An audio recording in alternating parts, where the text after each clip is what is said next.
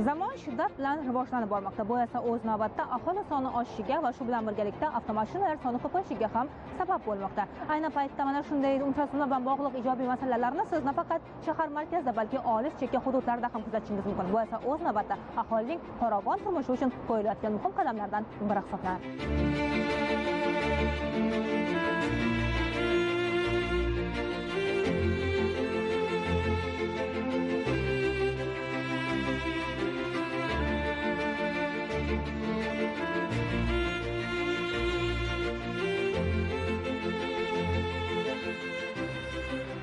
Bugun shahrimiz ko'chalari bo'ylab harakatlanar ekansiz. Yo'l harakati xavfsizligini ta'minlash, ayniqsa jamoat transporti avtobuslar harakatida yuzaga kelayotgan tirbandliklarning oldini olish maqsadida olib borilayotgan amaliy ishlarning bevosita guvohi bo'lasiz.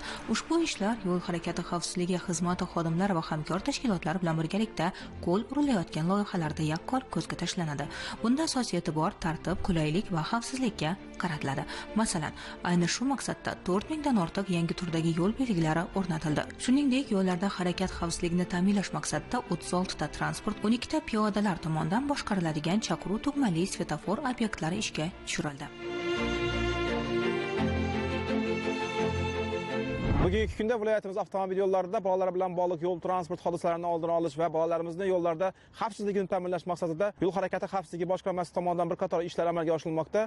Jumladan, viloyatimiz hududidagi barcha shahar tumanlaridagi yo'l bo'ylarida joylashgan maktablar oldilariga 23 dona quyosh panelida ishlaydigan ko'chma svetofor qurilmalari o'rnatildi.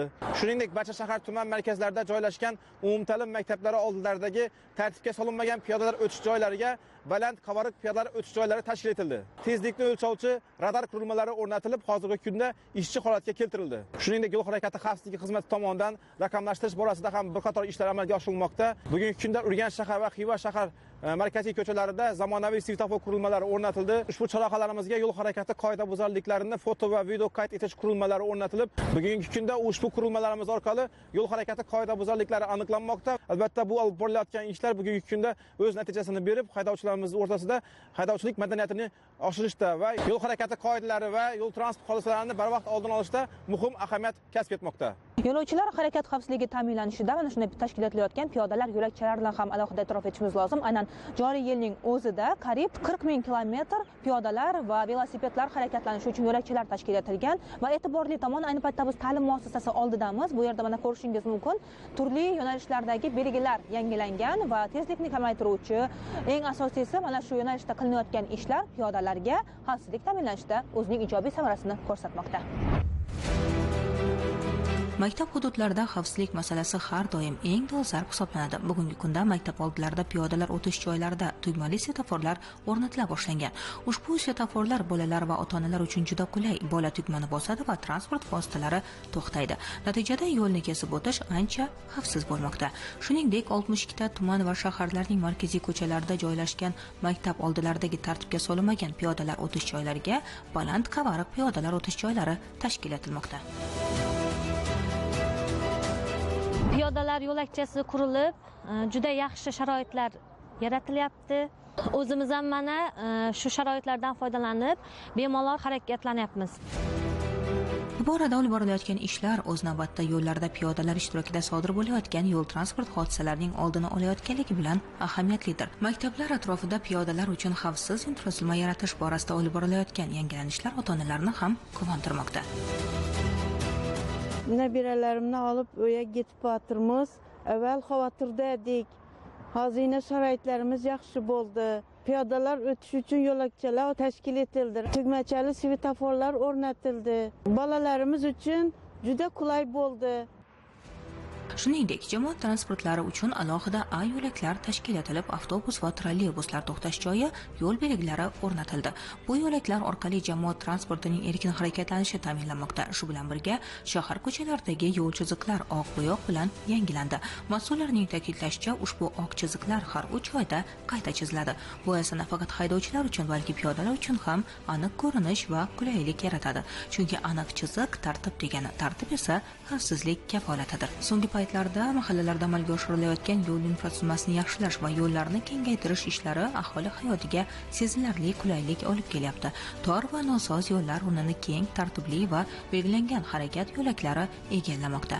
Bu esa avtomobil harakatini yengillashtirib, tirbandliklar va yo'l transport hodisalar xavfini kamaytirmoqda. Chunki yo'l xavfsizligi faqat markaziy ko'chalardagina emas, balki mahalla ichki yo'llarida ham muhim ahamiyatga ega. Mazkur yo'nalishda Jambul mahallasida olib borilayotgan ishlar ham fikrimizga yaqqol misol. Mahallada 8 ta ko'cha mavjud. Shu 8 ta ko'chaning barchasi asfaltlashtirilgan, ichimlik suvlari bilan ta'minlangan, ko'chalarda tungi chiroqlar bilan ta'minlangan. Asosan mana shu shoh ko'chamiz piyodalar yurish yo'lakchalari, velosiped haydash yo'lakchalari bilan ham ta'minlangan.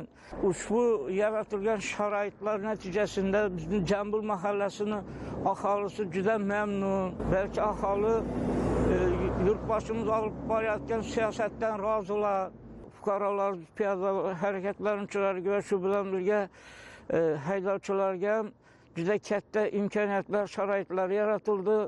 Natijada aholimiz bu yo'lakchalarda sog'lom turmush tarzini olib borib, har kuni ertalab badan tarbiya qilib, piyodalar yurishi, velosipedda yurib, o'zlarining badan tarbiya, sog'lom turish tarzlarini harakatga olib boryaptilar.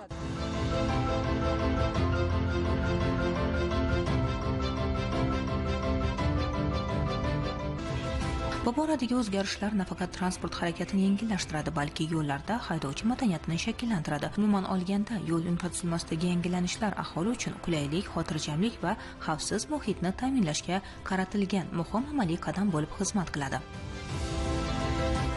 Keyingi yillarda Urganch shahrida bo'layotgan o'zgarishlarga to'xtaladigan bo'lsak, ayniqsa chorrahalarda qilinayotgan ishlar, yo'lovchi transport vositalari uchun alohida chorrahalarda qilingan yo'laklar juda maqtovga sazovorli bo'lib, undan tashqari svetoforlar, yo'lovchilar uchun alohida yo'laklarni yangidan barpo qilinishi bu xalqimizni xavfsizligi uchun, yo'l transport hodisalarini oldini olish uchun ham xizmat qiladi. Chorrahalarda o'rnatilayotgan kameralar ham mana shu aholini yo'lni kesib o'tadigan joylarida xavfsizligini ta'minlashga xizmat qiladi. Urganch shahridagi 6 ta muammoli chorrahalar bo'yicha loyihalar ishlab chiqilib, chorrahalarning geometrik shakliga o'zgartirishlar kiritilib, transportlar o'tkazuvchanligi oshirildi. Tirbandliklarning oldini olish maqsadida asosiy yo'lga qo'shimcha yo'llar tashkil etilmoqda.